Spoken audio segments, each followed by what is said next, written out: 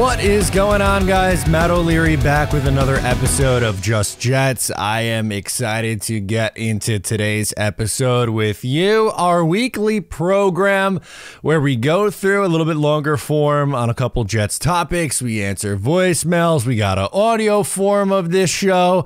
I am very excited for the 209th episode or edition of this program. Today, I'd like to get into a few things. Number one, Daniel Jeremiah dropped another mock draft, his 2.0, what we learned from that. You also have Bryce Huff supposedly not going to be franchise tagged by the New York Jets, which isn't crazy surprising.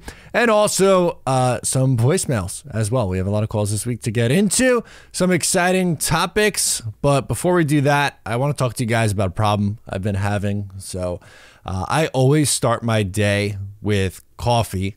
And then in the afternoon, usually around 2:30, I find myself going right back downstairs from my office to go make another cup of coffee. The problem is my energy levels just aren't there throughout the day like I need them to be. And I never really liked how energy drinks made me feel, so I don't drink energy drinks. But I decided to try Magic Mind, and I noticed an immediate impact. After my first week, I noticed I was more focused, and I was even sleeping better at night because I didn't have as much caffeine in me. I just felt better. And it's all natural ingredients. It's sugar-free, nut-free, vegan, keto, and even paleo-friendly.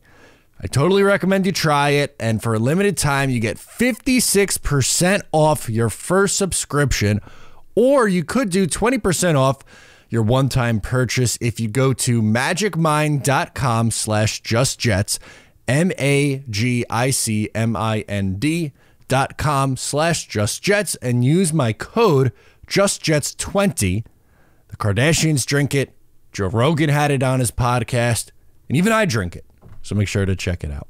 All right, let's hop into today's episode where, again, I want to get into Daniel Jeremiah's mock draft. That's where I want to start. So, in my opinion, Daniel Jeremiah is one of the most accurate mock drafters in the game. It's very challenging, if you ask me, to accurately predict how the NFL draft is going to go. Number one, the draft in general is just a crapshoot. So trying to figure out who is going to go where and what GMs are going to do and what teams have players ranked where, it's really, really challenging. But in my personal opinion, I think he does the best job at it. And to me, I usually tend to agree with the direction that he goes in his mock drafts. That's not to say that he is always correct in his mocks, but more often than not, I think he does a really good job. And when he speaks, I listen when it comes to the NFL draft, specifically with NFL mock drafts. And you have to also take into account his relationship with Joe Douglas. He and Joe Douglas were very close in real life. So it's not a surprise that he's been relatively accurate when talking about the New York Jets. And he's done two mock drafts recently, right? Like he's got the 1.0 came out, the 2.0 came out earlier this week. It came out yesterday on Tuesday. And for the second time, he mocked Taliese Fuaga to the New York Jets at pick number 10. Now, like I said, this is the second time it happened. The first time was a little bit more surprising because of who was still left on the board. But this time, both Joe Alt and Olufashanu were already picked when the Jets were on the clock. Alt went number 5 to the Chargers, and Fashanu went to the Tennessee Titans at number 7, which then left Taliese Fuaga to the New York Jets at pick number 10. Now, naturally, you're going to have some people who are going to say, well, if Alt and Fashanu are gone, I want to see the Jets go Brock Bowers or Roma Dunze or someone like that, or go quarterback even, or whatever your case is, or whatever your argument is, trade back, this or that. I really am a big fan of Fuaga. To me, he's someone who you plug in from day one at right tackle, and I think he is a quality player, especially because of his run blocking ability. His pass pro isn't his strong suit, but it's not like he's bad in pass protection.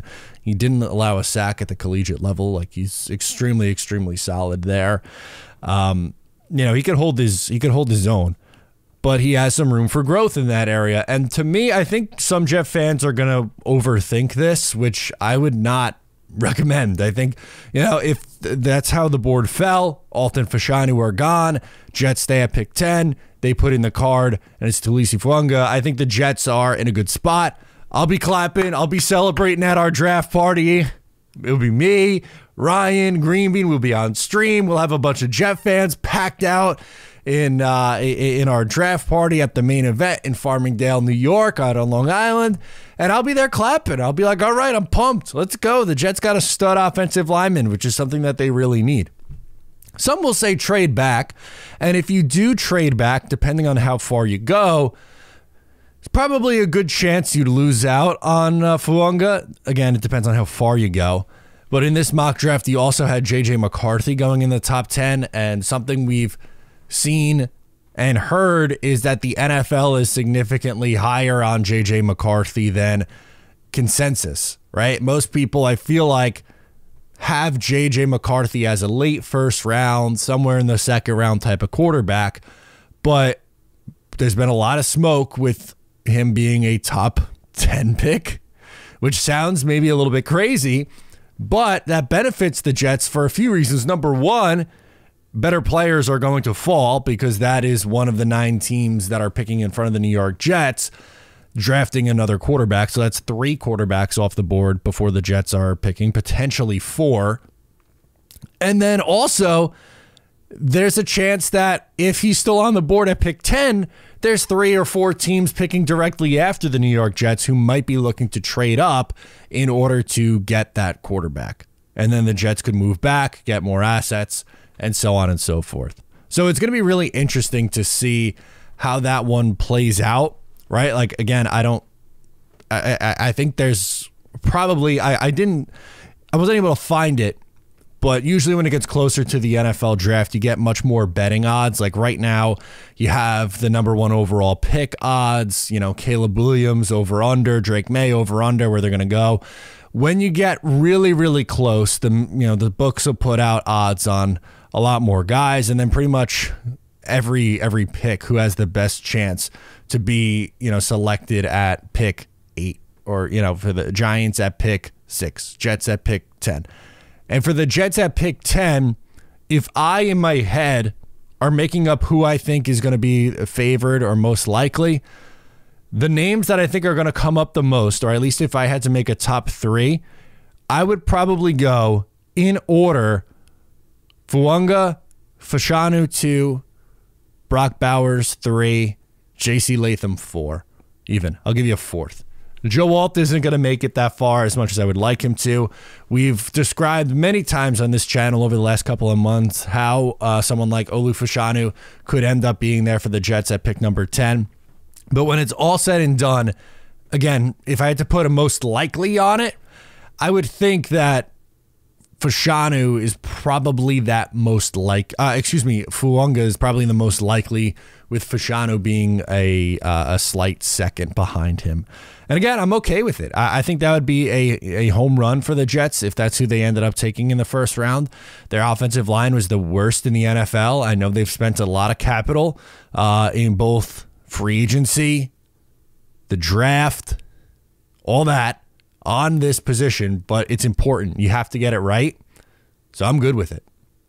Now, the second thing that I wanted to get into today is this.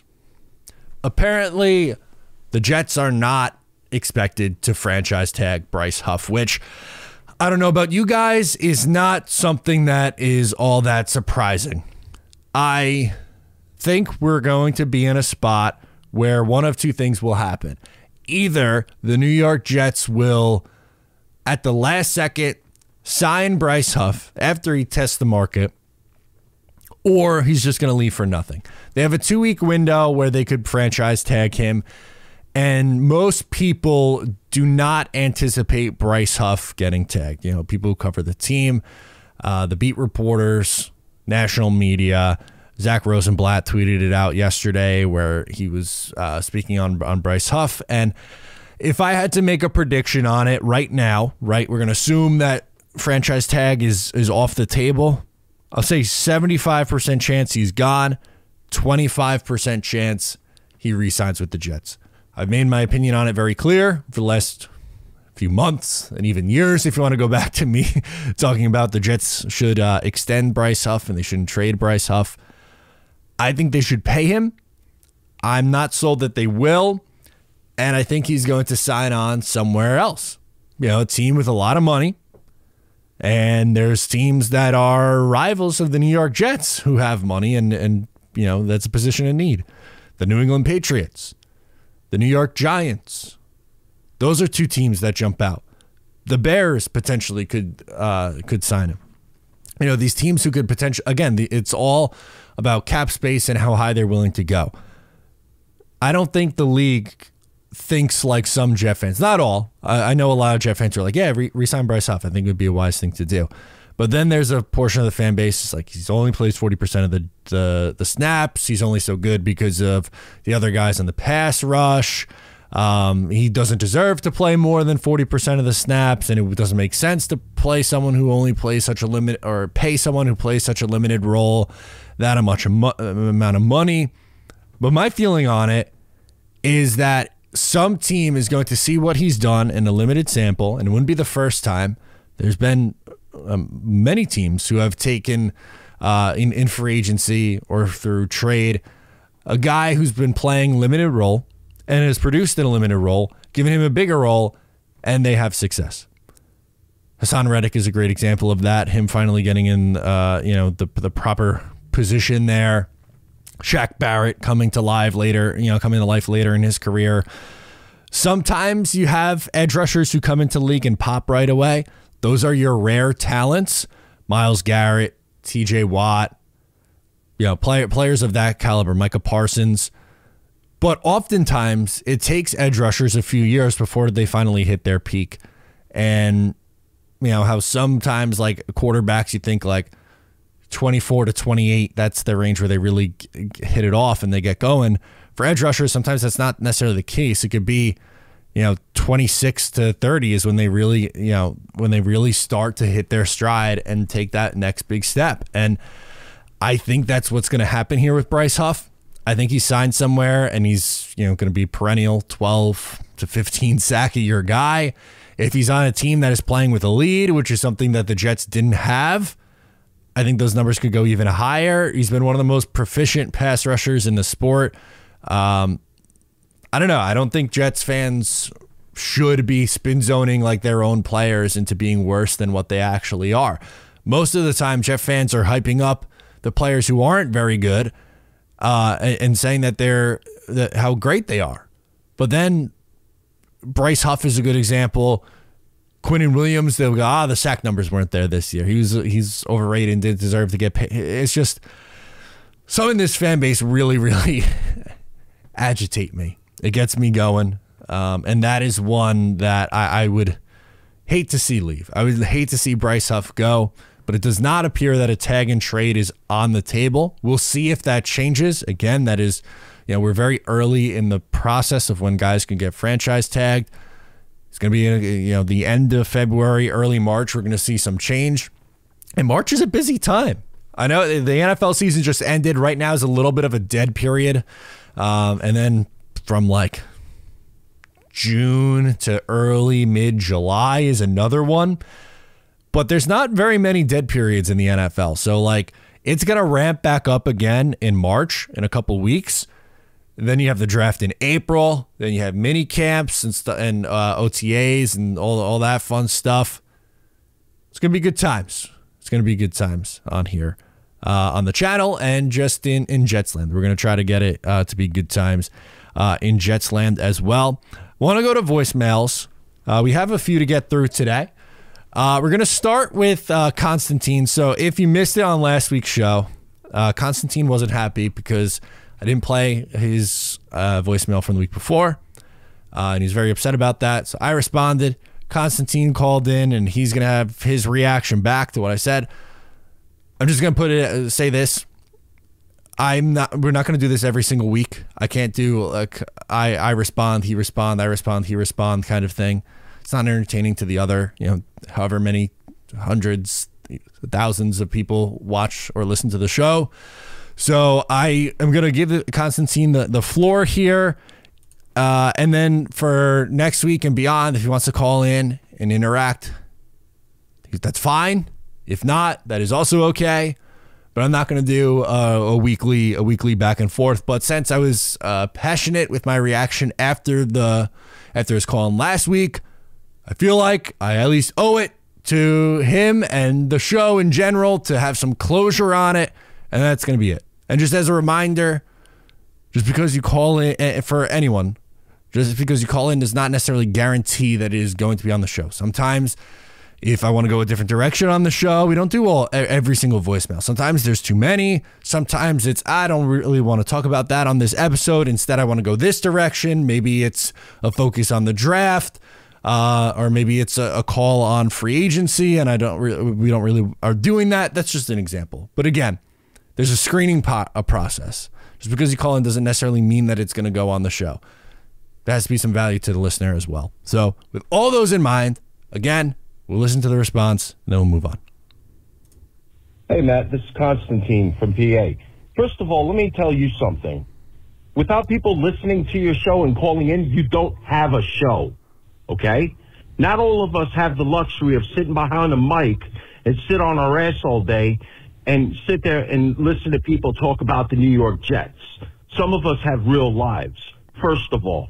Second of all, as far as miserable existence, the Jets are a miserable organization, okay? And it's not my fucking fault that they can't put 2 and 2 together and make the playoffs maybe once in 13 years, okay? So let's not sit there and point the finger at me. All I said was you played 3 voicemails and you talked about Sam Darnold and Zach Wilson, and nobody gives a shit about them, okay? Get in touch with your base. Talk to your people and ask them how they feel about Zach Wilson and Sam Darnold, okay? So if you're man enough to let me respond, okay? I've been a Jets fan my entire life, okay? I'm older than you, okay? And I've seen more than you, okay? So and the bottom line is the Jets haven't done what they said they would do 20 years ago, let alone last year. So why should I expect anything different next year? Yeah, I'm frustrated and I'm mad because I put a lot of money and a lot of my fucking time into watching this team do nothing but disappoint me and break my heart, okay? So if you want to make it a personal one-on-one battle, that's fine. I can start my own show. I'll make it the Constantine Show. I'll make it live. I'll make it to where people could call in and say whatever the fuck they want to say. And if I get cut off, so be it. I'm not going to live in fear. You don't have to. So don't sit there and ridicule me. I've been calling you for almost 2 years now. And if you don't want me on your show, fucking great. I don't care. I got other things to do anyway. But I'm only calling in to respond because I felt like that personal attack was unwarranted. And as far as you're concerned, I don't care what you think. You don't own the Jets. You don't pull the strings. All you do is talk. There's nothing you can do with the New York Jets that'll make any kind of difference in wins and losses. So remember that, too. And get in touch with your base, because nobody cares about Zach Wilson. Nobody cares about Sam Darnold. So what if he went to the Super Bowl? Who won the Super Bowl? Chiefs. Not the 49ers. So Sam Darnold doesn't have a ring, and he never will. And that's all I got to say about that. Fantastic. Blaze from New York is up next. What's going on, Matt O'Leary? I've been a listener for a while now, and just listening to your weekly show, and I kind of want to piggyback off what Henry said of where you're going to get, 6 Jet creators, kind of like, Jets 24/7, Green Bean, Jet Central, maybe Jake Asman. But maybe to make it a little bit more interesting, because I see the problem that you would have with that, maybe you kind of find a content creator for each team. So you have 32. Everybody kind of is picking their preference for what their team wants. You actually make, legit draft there. I think that'd be a great idea. Again, this is Blaze from New York. Looking forward to hearing from you. And as always, go Jets, baby. So really cool idea. I've been a part of other creators have had like first round mocks where they do every single team that way. Now, I think it would be so interesting, but also so challenging to do a full 7 round. That's a lot. That's a lot of picks. That's what, 257 picks. It'd be really cool to see something like that come to fruition. I could see it logistically happening for like a first round mock draft. Like I've seen, I've done it. I've been a part of it. But a full 7 with that is, I like where your head is at, though. I'm going to be honest with you, Blaze. That is a very interesting idea. And I like the call out from last week and then bringing it up again this week of some sort of Jet creator mock draft crossover. I don't know. I think it's a cool idea. We got to figure out a way to do it. And then kind of just go from there. I like it. Let's go to Lawrence, who is calling in from New York, and he wants to talk about some offensive free agents. This is Lawrence calling from Newburgh, New York. And I'm actually just calling to say that if we got Calvin Ridley and Curtis Samuel, Mike Onwenu, with some restructures, obviously, what could be wrong with that offense going into the draft? I mean, obviously, you'd like to pick up a guard in free agency as well. But outside of that, I think that would make a beautiful offense. Thanks. Yeah, I mean, thank you so much, Lawrence, for the call. I think that's a really great start to free agency. So you bring in at this point, right? Like, let's go through each guy. Calvin Ridley and Curtis Samuel that's a bona fide number 2 and number 3 receiver right there. Mike Onwenu, I like his flexibility that he could play either tackle or guard. So it's going to be contingent on what you want to do with AVT. And you could still draft someone, as he said. But that's a really, really good start to getting this thing right, because those are the 2 most important positions that the Jets need to upgrade: offensive line and wide receiver. Something I don't get, and obviously clearly is not what Lawrence is doing, but anytime I feel like I talk about a position that the Jets should look to add at, either in the draft, not necessarily the first round, but just in the draft in general, or free agency, a lot of times I'll get pushed back and be like, well, they got to fix the offensive line first. I'm like, yes. Fixing the offensive line is obviously period stop number 1 on this list. But they also have a massive hole at wide receiver 2 and potentially wide receiver 3. Alan Lazard's going to be here. Xavier Gibson's going to be here. Jason Brownlee as well as depth. But if this team's going to compete, they need significantly more in the wide receiver room. And it doesn't have to be a star, absolute number 1 wide receiver, but a Calvin Ridley, who's probably going to be $15 to $18 million a year. Maybe it gets up to 20. I would be a little bit surprised if it does, but let's say $18 million a year for Calvin Ridley and another 9 for Curtis Samuel, and you got yourself something going on there. Or maybe it's just Calvin Ridley and you're using your 3rd or 4th round pick on a receiver that can come in and hopefully play right away. That's risky because the Jets haven't had much luck, but other teams seem to be able to find guys who could come in and contribute from day one in a depth role. I'm not saying, you're not going to find Puka Nacua every year, who is a 5th, 6th round pick and comes in and is an absolute star from day one. That's not a realistic ask. Sometimes it happens, right? But I'm just even looking for the Jets to find a mid-round, somewhere between round 2, which they don't have right now, but if they move back, maybe they get it, or they could trade up, whatever. They have multiple picks in the 3 picks in the 3rd round and 4th round combined. Can they use one of those picks and get an immediate impact player at the wide receiver position, meaning play a role, be a wide receiver 3, catch 45 passes this year, have 400 to 600 receiving yards, catch a few touchdown passes. You have guys like, unfortunately, and I was a fan of him when they drafted him, I thought it was a steal, Denzel Mims, who comes in and has a few good games as a rookie and then does nothing for you after that. Or Darius Stewart, who was a 3rd round pick, who did absolutely nothing for you. Devin Smith, who was a 2nd round pick, who did absolutely nothing for you. Stephen Hill, who was a 2nd round pick, who did absolutely nothing for you. Chad Hansen, who was a 4th round pick, who did absolutely nothing for you. And you can just go on and on and on and on and on. But Joe Douglas has to change that trend. They need to find some mid-round guys on day 2 and day 3 who can come in and help you right away. They don't have to be stars. You know, not every single draft is going to be the 2022 draft. That's not what we're saying. The Jets got 4 legitimate studs from that draft, and a tight end too, and Jeremy Ruckert, and hopefully he develops a little bit more and stuff like that. But can you get your first round pick to be a plus starter, and then in your other, 5 picks, get 2 solid role players in year 1? That would be a win. If your first round pick, let's pick 10. We talked about Taliese Fuaga earlier, so let's use him as the example. Can he come in and be a good starter right away? Not an all-pro, but just come in and not be awful, just solid starter. And then you get a wide receiver, maybe it's a wide receiver 3 type of player, and then a mid-round, we'll talk another position, a mid-round guard who is an average starter for you right away. That would be great.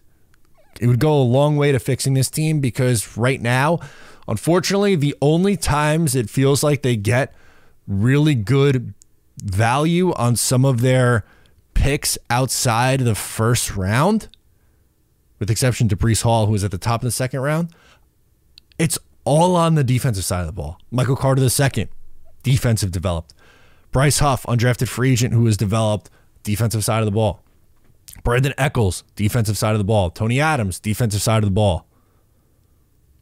Even some of their waiver wire finds. Quincy Williams, defensive side of the ball. JFM, defensive side of the ball. They need more hits like that on offense. So good call out there. Let's go next to Colin from Iowa. He's got a crazy idea. I love crazy ideas. Let's talk about it. What's up, Matt? This is Colin from Iowa, first-time caller. Welcome. Love your content. I watch all your videos pretty much daily. Thank you. But I got a wild proposition here. Okay. So, first off, I think the Bears are taking Caleb Williams. No thought about it, and they're moving off of Justin Fields. So here's my thought. What if the Jets trade a future pick, obviously not this year, but you trade a future next year pick, something like that, and you try to get Justin Fields in and sit behind Aaron Rodgers? Obviously, you got a little conflict of interest because Joe Douglas is going to have to admit that he messed up. But I think it could be a good idea. You don't have to trade away this year, and you might be able to trade away a cheaper, not as high pick, being he's going to have to sign another contract here soon. So I don't know what you think, if that's probably a pipe dream, but let me know what you think. Thank you. Yeah, I don't think it's super realistic. I'm not going to kill you on it, because obviously the Jets need a contingency plan at quarterback. I agree with you that I don't think the Bears are going to keep him. I think they are going to draft a quarterback, which is what they should do, by the way. Restart that clock. And Justin Fields hasn't shown you enough where you know for sure he's definitely the guy after year 3. There's been some things that he has looked okay with him. There's been some things that has not looked very good with him. It's an unknown going into year 4. So instead of playing that game going forward, that you could just restart that clock with Drake May or Caleb Williams, whichever one you like better. The problem is they passed on him to draft Zach Wilson. So optics-wise, a GM moving on from this offseason, Zach Wilson, and then trading for the guy that he could have taken instead, I don't see it as very likely. Now, the reason why I think a Sam Howell could make more sense, even though I did a video yesterday, I was saying that my preference is Jacoby Brissett. I would just sign a vet, steady guy. But different draft class. It can't be that, trading for someone from that very same draft class. If you go the year after for someone who needs a fresh start, or, the year before, or whatever, right? It's a little bit different than saying, all right, this is a guy that also could have been taken second overall. We didn't do that. Now we're going to have to trade for him and rehabilitate him that way. I just don't think it's very likely.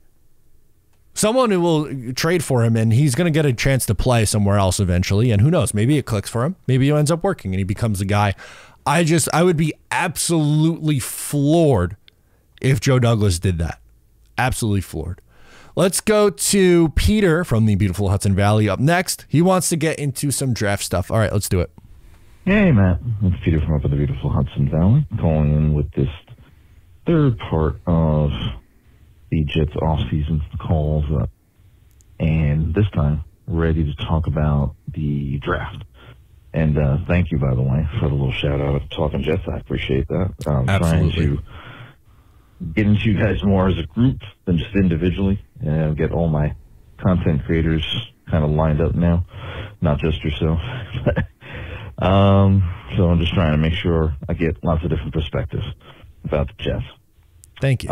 In the draft, obviously we know right now the Jets are sitting at number 10 and obviously looking for a tackle. I think using the same criteria I have over the last couple of weeks, probable, 75% or greater, 50-50, questionable, doubtful, 25% or less. Talking about the tackles that are available, I think Alt probably is going to go into the doubtful. Yep. That he'll be there at number 10. Agreed. If, of course, the Jets wind up staying there.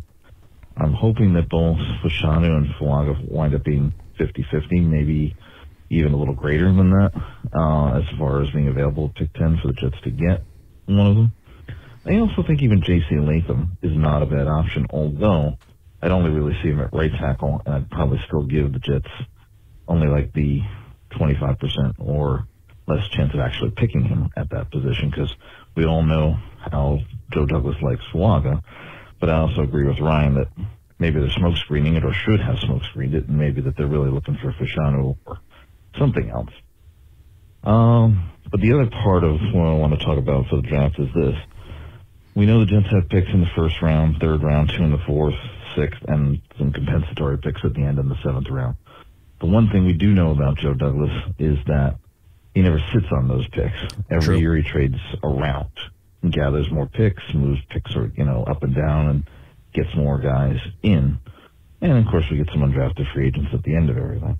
So, of course, do you think that that's going to happen this time around? And hopefully do the Jets pick up a second rounder, just maybe trading down in the first round, or maybe it's something where, like, we don't want to happen. Bryce Huff goes somewhere else and we get a second rounder that way. So let me know your thoughts on all of that, and go Jets. Absolutely. Thank you so much for checking in with us here. I agree with you. Alt, doubtful to make it to pick 10, like really, really doubtful. I think 7 to the Titans is his absolute floor. I don't think he makes it past that. It depends on what the Chargers want to do. I could see them going Bowers. I could see them going wide receiver also potentially. Would it shock you if Harbaugh was just like, we're going to beef up the offensive line? Also, no. If I was the Chargers, I think I would go weapon. But again, how could you be mad at the thought of having bookend tackles like Alton Slater? That sounds unbelievable. So maybe that's the route that they decide to go. Fashanu, I'm going to say coin flip that he's there. So 50-50 sounds about right. Fuaga, I think, is probable to be there. Very, very likely. Latham as well. If they move down, feel a little bit differently about taking Latham. I don't love taking him over Fuaga. I'm not the biggest J.C. Latham fan for the Jets. I look at him as strictly a right tackle, and his size scares me. And maybe that's unfair because, as I've said this before on other shows, but every single prospect is different. It's not a guarantee that it's going to be a carbon copy of the last time you did something, but the Jets really just got burned by going with a height and weight outlier, and they're going to just get right back on the horse and do it again. Maybe that's the right way to go. Maybe I'm looking at it the wrong way. But in my opinion, if I was in that spot and my first draft in 2020, I went with a high ceiling guy, but someone who had a low floor because of his size, and I swung big and I missed on it, I might go with probably more of the sure thing this time around, especially when I'm in a spot where I'm, 1, trying to save my job, and number 2, have my team in a spot where they are really pushing to go for it. You're almost better off with the higher floor, lower ceiling guys to help you in the immediate than going with the high variance guys because you don't know if they're going to be able to help you out right away. So that's my take on it. I don't think they trade down in the first round. I mean, anything's possible. Joe Douglas hasn't done it yet. I do agree. I think we see some movement later on, though. They don't have a second round pick. They do have a 3rd round pick and 2 4ths, so maybe they try to move around in that range. No 5th round pick. They have a 6th and 3 7ths. I don't know how much you could really package those picks and move, but I think it would be wise to, not just throw the three dart throws in round 7. Doesn't sound like the wisest of things to do. Maybe you package some, try to move up. Maybe you trade a day 3 pick for an already established player, a guy I've talked about a lot, someone that I know Ryan from Jets Talk 24/7 really likes a lot is Courtland Sutton. And if he's available for, a 4th round pick, that is absolutely something that I would consider. Yeah, I think that's probably the most likely way to go about it. And I appreciate you, Peter, checking in with some of the other stuff that we got going on. Yeah, over on Talking Jets, I'm sure most of you know who listen to this also watch videos on Talking Jets every Tuesday night. It's myself, Ryan, and Green Bean. We do a live stream. We've been doing it for 4 or 5 years now, every Tuesday. It's been an absolute blast doing it. And we've recently expanded. We have 3 new shows. On Monday, it's Dom C, who's the prospect guy, one of the best Jets prospect guys in the NFL draft minds that we're lucky to have with Ryan. And they do Talking Jets draft, different draft scenarios, and that'll be year round, right? Like even in the off season after the draft, you could take a look at prospects and all that fun stuff. It's going to be really exciting. On Wednesdays is our Armchair GM with Tigo and Green Bean, 2 guys who are just incredibly passionate and opinionated, and I love it. I think they have a great dynamic already. And then on Thursdays, it's myself and Jeremy, Jets Chaos, and we do reality check where we're going through and finding storylines about the Jets throughout the week, trying to diagnose where they came from. Is it realistic to happen? What would have to happen in order for that to be a real thing for the Jets? All that fun stuff. We're early in the process. We only started these shows in February, so it's all very new, but it's been a lot of fun. And also, while I'm talking about other things that I do, I started a show with Anthony Rivardo from Fireside Giants, and it is a Jets-Giants roundtable kind of show where we combine forces, right? You have the Jets side, you have the Giants side, and you go together, and it's a New York football roundtable show, and that's Big Apple Blitz. All that stuff, all my channels are linked in this YouTube, on YouTube, on my page. So if you're interested in checking that stuff out, please do. It really means a lot. Let's go to PG calling in from Long Island. Let's do it. Hello, Matt O'Leary, PG from Long Island. A couple quick points I want to make. 3. One is you had a call a couple weeks ago from Nevada, I believe, one of your callers. I'm sorry, my brother, I don't remember your name, from 2 weeks ago, but you guys going back and forth on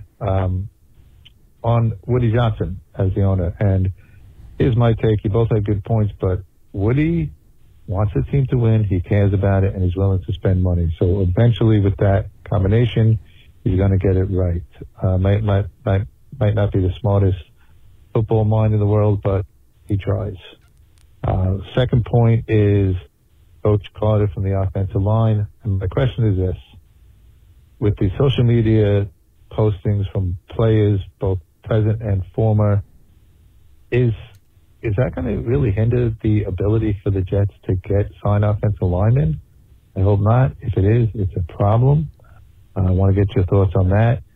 And my third thing is this. There's talk of bringing Jamal Adams back. Are you freaking kidding me? That narcissistic a-hole has no business being in the locker room or in the organization whatsoever, and he's really not that good. So anyway, my thoughts on those, your thoughts on those, please, Matt, and as always, go Jets. I appreciate you. Thank you so much for calling in. So my pushback on Woody would be that his wanting to win and willing to spend is only half the battle. And I get it. Like that's a very, very good key to have, but you also have to be hands off. You have to hire the people that you trust to actually do the job and don't, get your grubby mitts all over it. So that'd be my pushback there.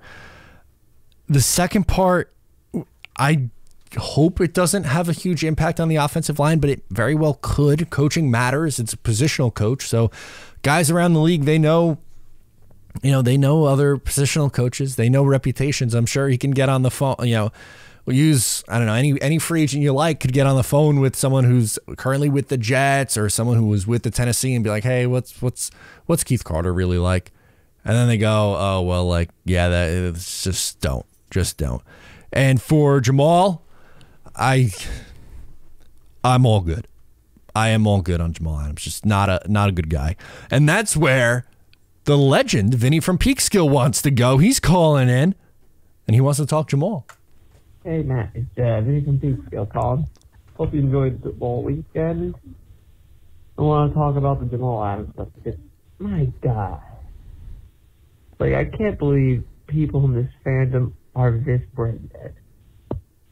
Like, your video hit every point on it, but, I mean, to actually sit here and talk about not bringing back someone not only who is injury prone and is literally falling off a cliff,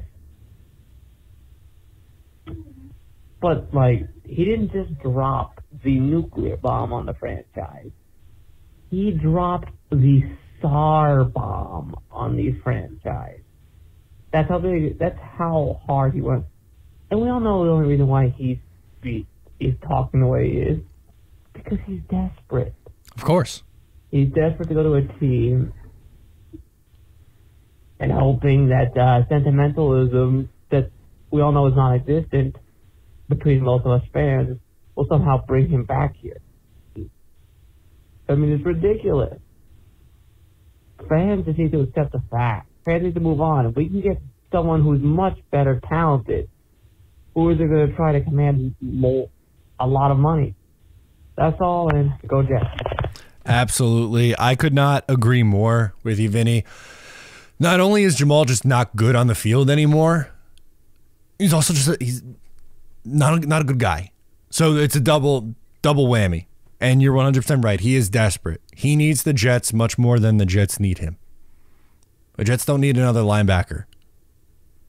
Sorry, they don't. Let's close out the show with Nick from D.C. He's got a draft idea. Hey, Matt. It's Nick from D.C. What's up, man? It's been probably over a year since I've called in. We missed you. So hope you're doing well. But listen, I want to throw out a scenario, and I know I'm going to get probably getting a lot of pushback. Maybe Constantine will come out and cancel culture me or whatever the hell. But I want to throw out a scenario. Like I said, I don't think this is really honestly feasible or will happen. But I do wonder if, and again, I know this is out there, I do wonder about trading up and trying to snag a quarterback. I say this all because I do want to go all in on this year. I want to get a tackle. I want to get a receiver. I want to get a tight end. I want to get maybe some safety help later in the rounds. But I think the quarterback position we are in with Aaron being, almost 40 years old, or maybe he will be 40 by the time the season starts, coming off an Achilles, which really is the worst injury you can get. It is less of a known thing than I think some of us fans want to really admit. And the other thing is, I do think bringing in one of these really talented prospects, and that's the biggest thing, is you have your scouts say, okay, this prospect would stack up with these prospects in the past 5 years, and how do they stack up? How does Jaden Daniels? How does Drake May? I mean, that's probably a long shot, but how do they stack up, right? Even, Bo Nix or Michael Penix or whatever. You could either try to trade up and try to get the best ones, or trade back and get one of the Bo Nixes of the world. It would be ideal for that kid to sit behind Aaron for a year. I think we've seen that throwing a rookie in can, more often than not hurt them, right? CJ Stroud and the others are an outlier there. I think Aaron did a good job mentoring Jordan Love. I mean, that kid brought the Packers to the playoffs. So anyway, I think this is I think it would be a fruitful idea. I think these prospects this year are really good with Jaden Daniels and all them, but yeah, let me know your thoughts on that and how that works and, your opinion. But anyway, thanks. Go Jets. Yeah, so I understand where people are coming from, and thanks again for the call, Nick, who want to go quarterback in the first round. Like, I get it. I don't want it to come off like I'm dismissive of that thought process, because quarterback is the most important position in the sport. And it's very clear the Jets don't have a plan after Aaron Rodgers. The issue is both Joe Douglas and Robert Saleh have to win this year. They have to be in a spot where they are making the playoffs. They don't deserve an extra leash, right? To where they'd be like, you got to pass for no matter what happens this year. Again, it's year 6 for Joe Douglas, and it's year 4 for Robert Saleh. So if they were to do that, right, let's like either one, trade up for a quarterback, or number 2, if someone's there at 10, Jaden Daniels falls, JJ McCarthy, like whoever, right? They decide at 10, and that's what they do. They draft a quarterback. If it doesn't work in 2024, then they won't even be here to see that quarterback play. And then the next guy, then they got to find a GM and a head coach who's going to want to come in and take that job with a first-round quarterback that they didn't even take. And they're going to be attached to that guy too, which is tough. That's a really tough place to be. The Jets are stuck in the middle right now. They don't have a future quarterback. They have holes right now that need to be filled. And I don't think they have enough to just fill all their needs in free agency. I think they need to use the draft as well, which is where an offensive tackle at pick 10 comes in, or wide receiver or whatever, right? It's not a bad thought, and your heart is in the right place of trying to find that long-term answer because it's the most important position in the sport. But I think because what I laid out with Robert Saleh and Joe Douglas needing to be a playoff team this year and having to make everything go right this year and be sure that everything goes right this year, I really don't think they do it. And I don't think it would be the right decision for this team. I think they need to continue to build out the offensive line. That's not to say that they can't take a quarterback later and see if they could develop. We've seen quarterbacks who've been taken outside the first round end up having success. Sure, there's a lot of misses, but Brock Purdy and Dak Prescott are a couple guys who won a lot of football games and played well. I know both those guys get a lot of hate, and they're not in the elite of the elite tier. They're not a top 5 quarterback, but do both guys live probably somewhere between 10 to 18? Yeah, they probably do. And is that enough? I don't know, but again, moral of the story, this team, they need to figure out a way to get into the playoffs in 2024, and quarterback in the first round probably hurts their chances at that, because that means your offensive line or wide receiver room probably isn't going to be good enough. So that's my pushback against that idea. Let me know your guys' thoughts in the comments if you're a YouTube watcher. If you're an audio form person, be sure to subscribe, leave a comment, review, all that good stuff. It really helps me out. I appreciate all the love and support from each and every one of you getting to do this every day. I'm Matt O'Leary. I'll catch you guys next time. Go Jets.